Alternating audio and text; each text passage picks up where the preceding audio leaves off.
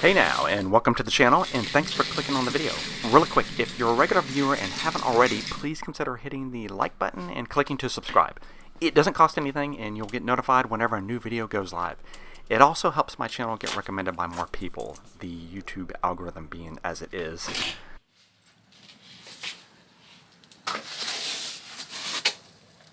So it's always exciting to get a new tool, right? And this is one not until recently I've discovered I'm in need of. Yes, it's another laser, but it's completely different than any type that you've seen me use before. So let's check it out. Okay, so let's go ahead and get the obligatory disclosures out of the way. This video is being sponsored by Omtech, who reached out and asked if I would be interested in trying out their 30-watt MOPA fiber laser. I, of course, jumped at the chance, and you are seeing me unbox it here. So, big shout out to Omtech for sending me this machine, and obviously the inclusion of it in this video is being made in exchange. I can tell you it was definitely well packed, as it took me forever to get the crate open. And yes, that shipping crate is what I'm using for the table here. This is all temporary until I find a more permanent solution. The main tower here contains the connections and the control board. Yes, you can run a rotary axis on this machine to engrave cups, and water bottles, and other cylindrical objects, though that is a separate accessory and doesn't come with it. Okay, let's fire it up. The manual gives a specific order in which everything needs to be powered on. You can see there is a lockout key to prevent unauthorized use for safety. Oh, fun fact, on these type of machines, the actual laser itself is in here, in this tower, not here. This is the laser head. It contains the galvanometers. Those are the little motorized mirrors that direct the laser beam to engrave your designs. The tower and the laser heads are connected and use fiber optic cables to produce the beam, hence the name fiber laser. Just in case you're wondering, here's a quick view of my setup. Again, this is all temporary for now. I have my machine next to my garage door, which is partially open to the outside. I have my fans for ventilation, and most importantly, I have my fume extractor set up. I'll touch more on all this in a bit. Since the laser doesn't have an enclosure, I glued together a shield out of fire-resistant acoustic tile, which, believe it or not, I had just laying around. This will give some protection in case anyone happens to walk out into the garage while the machine is running, since the laser only comes with one set of safety goggles. Okay, so I'm going to go ahead and admit that I had some issues getting this laser up and running, and most of them were related to the software that it's packaged with. It's EZCAD 2. Not sure if you've heard of it. I hadn't. And it's mostly just because I'm simply not familiar with it. I'm more familiar with Lightburn. Now, supposedly you can run this machine with Lightburn. Omtech told me as much, but here's the hitch. At least my experience was in searching YouTube for tutorials on fiber lasers. The majority of them are using EZCAD, and since that's what comes with the machine, that's what I'm going to use. And it's here I'm going to give a mention to Alex over at his YouTube channel, Laser Everything. There were two of his videos in particular, I'll link in the description to mine, that helped me finally get up and running. The only other issue I had was getting EZCAD to run on my MacBook. Fortunately, I had an old Windows-based machine laying around that I could use instead, which is gross.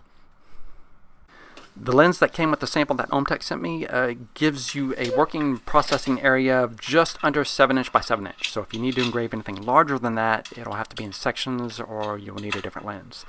The work platform is obviously much bigger than that and has lots of threaded holes to attach any sort of jig or hold down you can think of. The laser comes with 2 basic positioning bars, which would be useful, but I'm imagining my 3D printer will come in handy for this. All lasers need to be in focus to work. On most fiber lasers, you do this by adjusting how high the laser head is from the object by adjusting its distance on the upright support column. Okay, let's send some light down range. This is just some cheap structural carbon steel I have. I actually bought these to use as backing plates for a set of circular leather dies on my arbor press. So this is something I think is pretty neat. Unlike my other lasers where I have to use the onboard camera if I want to position cuts and engravings, I can tell this machine to project the design onto my workpiece. This isn't the actual laser. You can't actually see the real laser beam. This lets me precisely position the engravings. Ready? Here we go.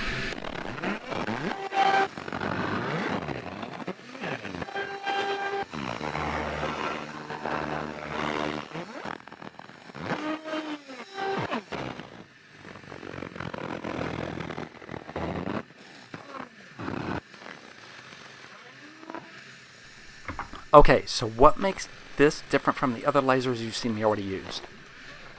I'm not an expert here, but ultimately the big difference comes down to how the light is generated, which in turn results in a different wavelength the laser runs at. In a nutshell, my CO2 and diode machines run at a wavelength that is better suited for non-metals, think leather and wood and acrylic. A fiber laser runs at a wavelength that's optimized for engraving and cutting metal. Yes, there is some overlap. You've seen me etch some metal with my other machines. It's just that the fiber laser like this will do it much faster, much more precisely, just better. That concludes the science section of this video.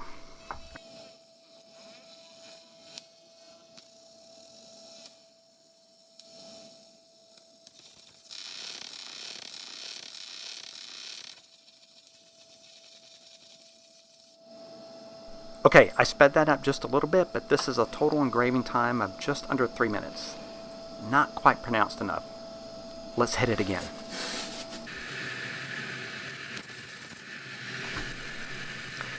And that's the thing. As long as I don't move the workpiece out of place, I don't shift anything around, I can tell the laser to keep running the same design over and over again until the engraving looks the way I want it to look. I'm thinking back to that Puma knife restoration video I made. I so wanted to grind off and polish the scratches on the blade, but I didn't want to obliterate the blade markings. I'm thinking with this laser I could do exactly that, and simply re-etch the markings with the identical ones that I make in like Illustrator or Inkscape.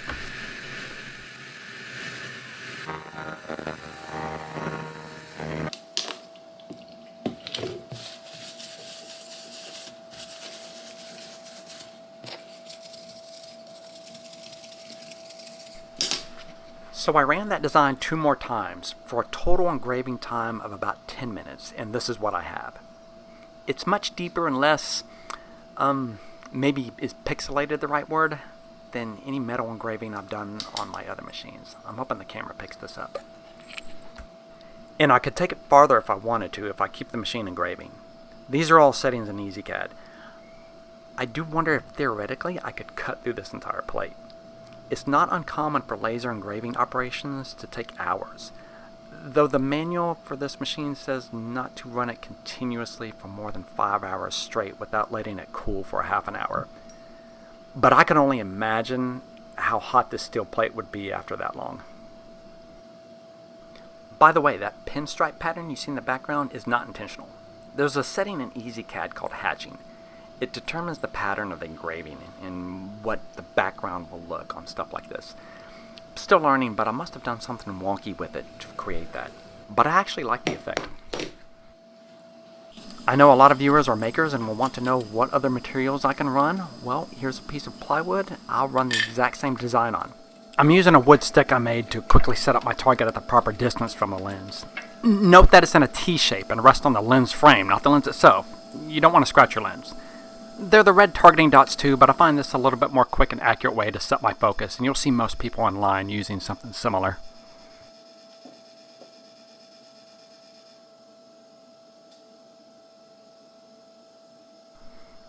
You can barely see it, but the laser's running. Nothing. Not a scratch. It will cut metal, but does nothing to wood.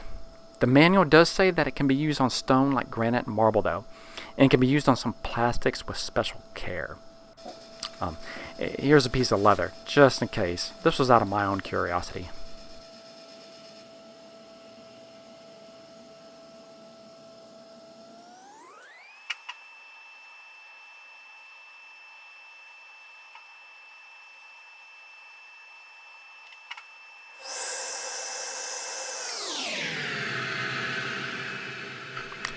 Well, it did leave a mark, technically, but nothing I'd want to actually use. How about a random rock out of my flower bed? I think this is slate. It also comes with a foot pedal so that if you're doing a lot of repetitive laser engraving operations, you don't have to keep going back to the computer. I didn't use that for this video though. So my favorite place to find random facts, Reddit, suggests that you keep the power low when doing these. So this is about 10%.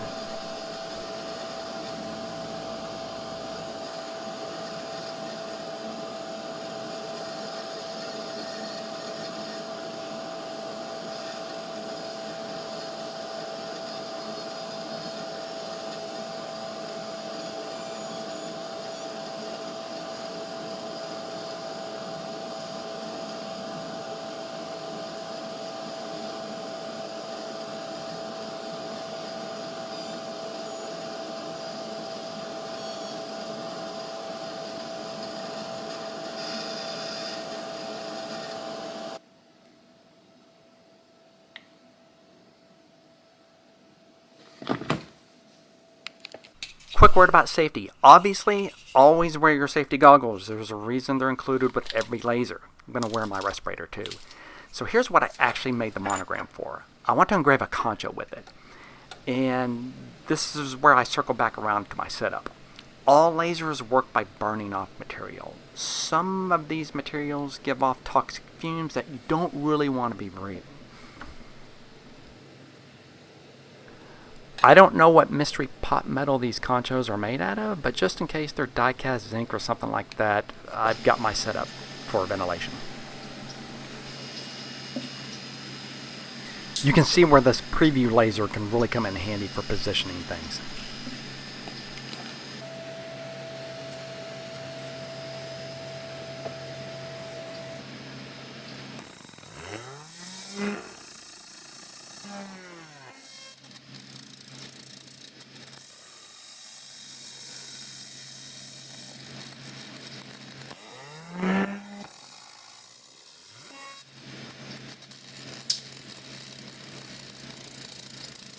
Sorry, I keep turning the lights on and off because I'm not sure which one the camera is picking up better.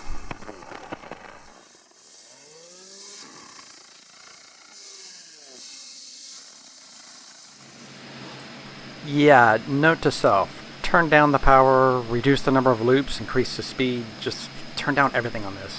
Whatever it's made of is pretty soft and has a low melting point. The laser just blew right through it. Probably Zymac. All the more reason for proper ventilation.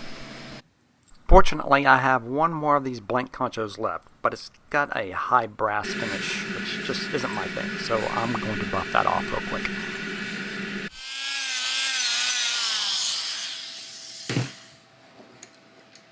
This concho is a little larger diameter, which is an easy fix in EZCAD.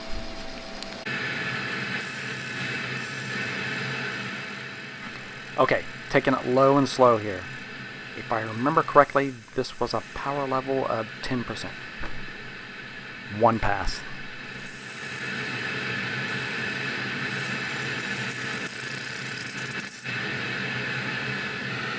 Still not there. Let me hit it again.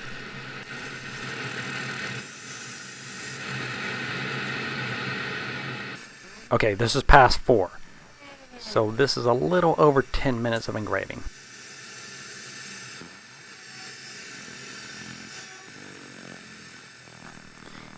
And you can see that pinstripe pattern was there. But then it disappeared.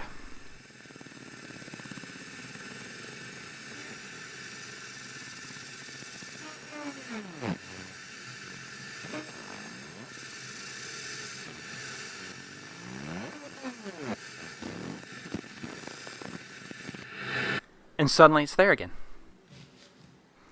It's definitely something with the hatch settings in EZCAD. Hopefully I can replicate it, because it actually looks pretty cool. Way better than this thing. Alright, let's put it on a holster.